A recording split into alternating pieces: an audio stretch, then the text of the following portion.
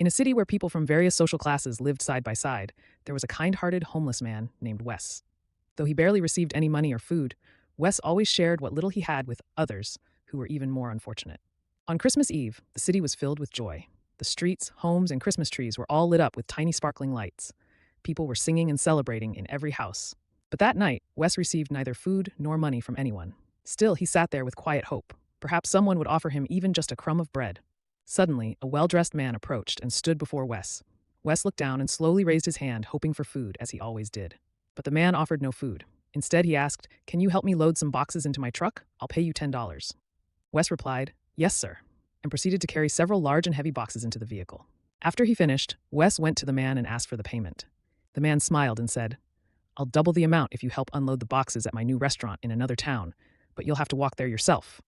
Wes paused to consider the offer. A part of him wanted to refuse. The man had already broken his promise once, but another part knew he was starving. He hadn't eaten all day. He needed money, even if just for a piece of bread. In the end, Wes agreed. "All right," the man said. "I'll meet you at the new restaurant." Wes began walking through places he had never dared to go before, passing strangers and strange sights along the way. Eventually, he arrived at the new restaurant. A truck was parked in the back. Exhausted and hungry, Wes found the man again and asked, "Where should I put these?" The man told him to carry all the boxes to the back of the restaurant. Wes did exactly that. When he finished, Wes stepped outside, hoping to finally receive his payment, but the truck was gone. So was the man. Feeling completely drained and hopeless, Wes sank to the ground, ready to beg again. But as he looked up, he saw a sign in front of the restaurant, now hiring servers and chefs. Driven by a glimmer of hope, Wes walked inside to apply. As Wes walked inside to apply, a staff member immediately approached to kick him out. Just then, the restaurant owner, who had seen Wes unloading boxes earlier, stepped in and said, "Wait, don't chase him out just yet." The owner turned to Wes and asked, "What brings you back?"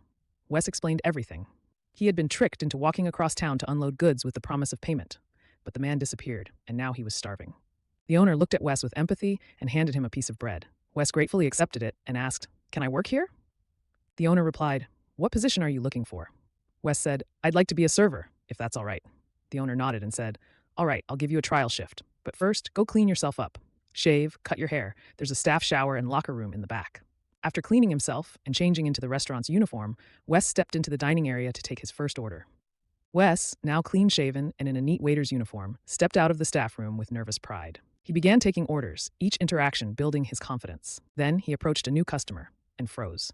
It was the same well-dressed man. The man looked up, smiled, and handed Wes $200. "This is your pay and a gift for your new life." Wes, holding the money, slowly smiled as the scene faded out.